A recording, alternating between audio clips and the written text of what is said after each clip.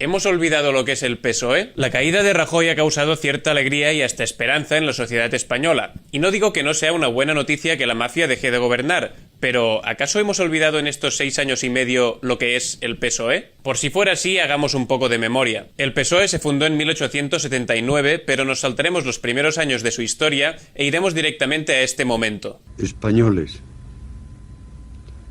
Franco ha muerto. Paréntesis. Lo que empezó con la muerte del dictador no lo llamaremos democracia, lo llamaremos posfranquismo. Lo llamaremos posfranquismo porque, como bien sabemos, en España nunca se han juzgado los crímenes de la dictadura, nunca se han limpiado las estructuras de Estado de franquistas y la monarquía que se impuso con el golpe militar sigue todavía vigente. Fin del paréntesis. Pues bien, en los primeros años del posfranquismo, el PSOE empezó por abandonar su ideología marxista, continuó por crear los GAL, grupos paramilitares estructurados, financiados y dirigidos por el ejecutivo de Felipe González para enfrentarse a ETA y que cometieron asesinatos, secuestros, torturas y malversación de fondos públicos, continuó por pedir y ratificar la entrada de España a la organización militar OTAN. Significa también estar dispuestos, en palabras sencillas, a garantizar la paz que hace posible el progreso de Europa. Cuando 5 años antes había dicho totalmente lo contrario. Debo empezar por decir con toda claridad que los grupos socialistas dirán que no a esa autorización.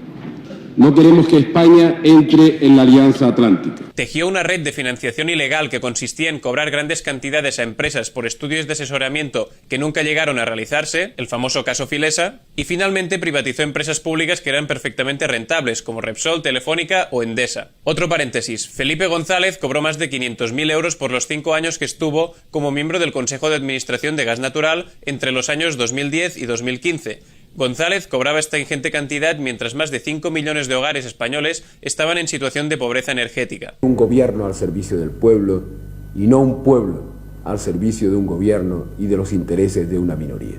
Y en lo que sería el posfranquismo más actual, que llega hasta nuestros días, el PSOE no es que haya abandonado el marxismo, es que ha abandonado, olvidado y escupido en todo lo que tiene que ver con clase obrera y con socialismo. Lo voy a intentar vomitar todo en 3 minutos. Hace nada rechazó juzgar los crímenes franquistas. Se opuso a un referéndum para decidir entre monarquía y república. Sus no votos fueron claves para tumbar la iniciativa legislativa popular que pedía la renta básica garantizada, que contaba con el apoyo de 700.000 firmas. Votó en contra de la dación en pago, cláusula que establece que, ante una hipoteca impagada, entregar la vivienda liquida la deuda totalmente. Rechazó, con abstención, el fin de las devoluciones en caliente. En 2010 se arrodilló a las imposiciones de la Unión Europea y bajó el salario un 5% a los empleados públicos, congeló las pensiones e impulsó una reforma laboral que recortaba derechos a los trabajadores. Votó y firmó junto al PP una reforma de la Constitución española aprobada rápido y de tapadillo en agosto de 2011.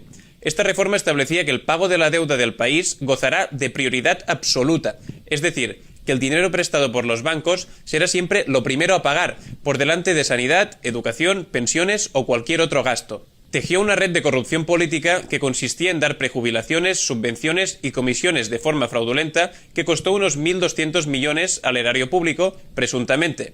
Es el caso ERE y todavía está en fase de juicio. Y votó también para que las injurias a la corona siguieran siendo delito. En estos últimos meses, con la gestión del conflicto en Cataluña, también se les han caído varias caretas. No apoyó el referéndum del 1 de octubre y votó a favor del artículo 155 que descabezaba la autonomía y gobierno catalanes, cuando el PSOE, en 1974, dijo que estaba por la autodeterminación de las nacionalidades ibéricas. Rechazó también investigar las cargas policiales del 1 de octubre en Cataluña y ha dicho que no hará nada para acercar los presos políticos catalanes a prisiones catalanas, con lo que seguirán privados de libertad y bajo política de dispersión de presos, aplicada normalmente a terroristas, a pesar de que no ha habido ni juicio ni sentencia. Un alto cargo del partido, ahora en el gobierno, dijo la estupidez de que los CDR catalanes son el germen de la Kale Borroka y añadió que hay que reformar el Código Penal para adecuar el delito de rebelión a los desafiamientos pacíficos. Es decir, legislar a dedo para que un reclamo político que no te gusta sea cárcel de 25 años. Pero además estamos viendo algunas cosas pues que cabe pues adaptar a las circunstancias, ¿no? Porque son problemas que no conocíamos. Por ejemplo, esta revisión de la figura delictiva de la rebelión estaba pues vista de acuerdo a la tradición española en este sentido, que era muy de pronunciamientos militares y violentos, pero no estábamos acostumbrados a ningún desafío pacífico, pero en definitiva un desafío a la propia Constitución. Desafiamientos pacíficos igual a rebelión. Mucho ojo con esto. Un concejal del PSC de Barcelona dijo que se alegraba de que hubiera habido un ataque fascista a un Ateneo popular de la ciudad. Que s'ha cremat l'edifici, sincerament, a dia d'avui, estic content, perquè no hi haurà ningú a dins i ningú que corri cap risc. Sap? Això és el que jo em penso. Por su parte, Alfonso Guerra, renombrado varón del PSOE, se deshizo en halagos hacia Ciudadanos. Es un partido coherente que va a ser premiado en toda España. Además, el PSC se manifestó junto a la derecha, PP y Ciudadanos, para pedir la unidad de España, y junto a la ultraderecha, Somatemps, Plataforma per Catalunya, la Falange Española de las Jons, Generación Identitaria, Vox y Falange Auténtica también estaban en esa manifestación. Y por si todo este currículum no fuera suficiente, Pedro Sánchez ya se ha encargado de rematarlo con los nombramientos de su nuevo gobierno, en el que se juntan Josep Borrell, que hablaba hace pocos meses metafóricamente de desinfectar Cataluña de independentistas, Nadia Calviño, acérrima defensora de la austeridad y cuyo nombramiento ha sido celebrado por Ana Botín, peso pesadísimo del IBEX 35, y el tristemente famoso Grande Marlaska, quien archivó el caso del Yak 42, considera que en los CIEs no se vulneran los derechos humanos, contradiciendo a la ONU, y que ha encubierto torturas en varias ocasiones. De hecho, de las 9 veces que el Tribunal Europeo de Derechos Humanos ha condenado a España por no investigarlas, en 6 de ellas el responsable era él. Ahora este hombre es ministro de Interior del gobierno de Pedro Sánchez. Por todo esto, el PSOE ni por asomo puede ser considerado a día de hoy obrero ni socialista. Empezó siendo marcadamente republicano, obrero y socialista. Sí, pero hoy es marcadamente monárquico, burgués y capitalista. Ha transitado dramáticamente de un extremo a otro en poco más de 100 años y hoy es un partido completamente corrompido por los mecanismos del sistema. Así que solo que un partido haga las cosas un poco bien en la izquierda tiene un gran vacío que llenar. Un pato...